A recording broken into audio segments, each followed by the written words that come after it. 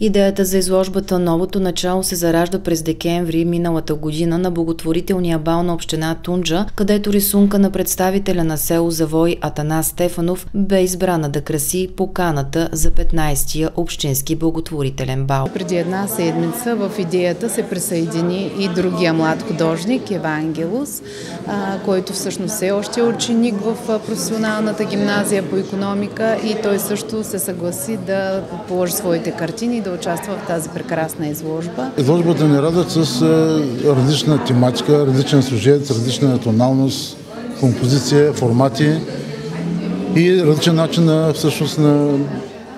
рисуване, на изява.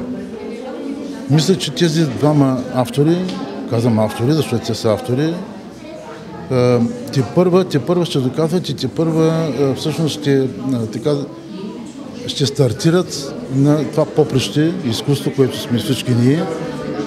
И е много хубаво, че има хора, които са причастни с тяхната кауза, са причастни с техните въжделения, с техния талант, защото в тази възраст буквално трябва да се подаде ръка.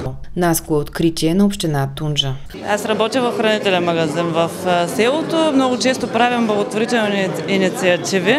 Наско пожела да продам негова картина и не вярвайки, че това ще се случи, че можем да вземем определена сума пари за нея. Ние в момента, в който я публикувахме, понеже пазара беше онлайн, ние продадохме за 100 лева.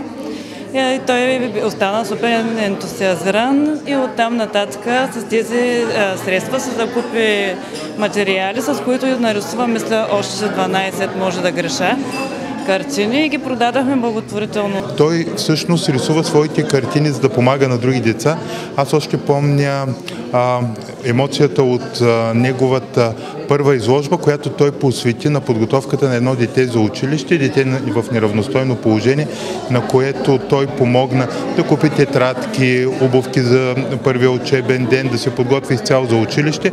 Тази история наистина е много вдъхновяваща, защото деца на неговата възраст, млади хора по-скоро на неговата възраст, рядко се отдават на такива смислени каузи. Много се гордеем с Наско, с младите хора като него и много се надявам техния пример да бъде последван от други млади хора. Около една година се занимавам по-сериозно с изкуство.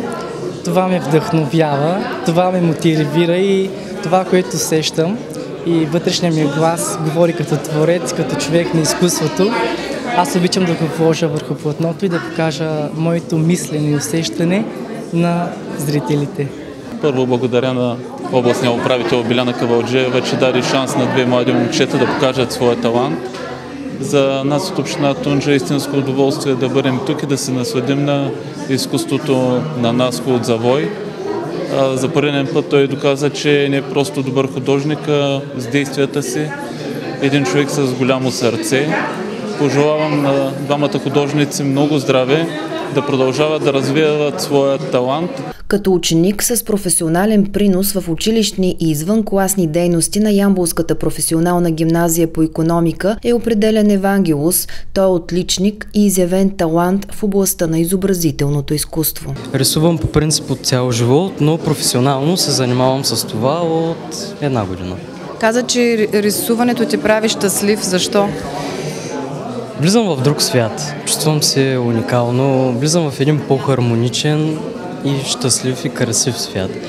За мен това е дарба, обичам го и ще продължа напред. Пожелавам на Евангелос, освен тази дебютна изложба днес, която стартирахме с тези дейности при него, да продължи да твори, да продължава да се развива, а ние като институция, разбира се, ще подкрепим всяко едно негово начинание, свързано с творческата му дейност. В моя клас дойде наистина едно съкровище. Той е невероятен не само като ученик, има изключителен принос в училищния живот и, разбира се, извън училищни дейности, но и като човек. Той е с изключително богата душевност, която виждате и в неговото творчество. За мен тази изложба е първата крачка към успеха. Това е всичко първо, което съм се старал през последната година да осъществя. Ново начало към нови успехи и още изложби. ще им пожелая на Наско и на Евангелос да мечтаят смело, да постигат мечтите си и да знаят, че в техния път ние ще сме до тях, ние ще ги подкрепяме, ние ще се гордеем с тях, ще бъдем истински щастливи за техните успехи.